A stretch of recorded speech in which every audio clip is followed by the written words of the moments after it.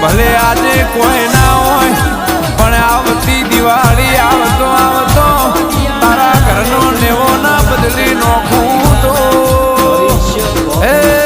મારે તમને મળવું એ ધિકાર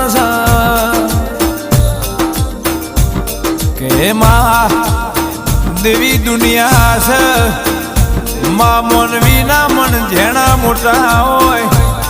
આ આરસ કોણ નો લે પણ નો મઢ મંદિર ને નો મોટો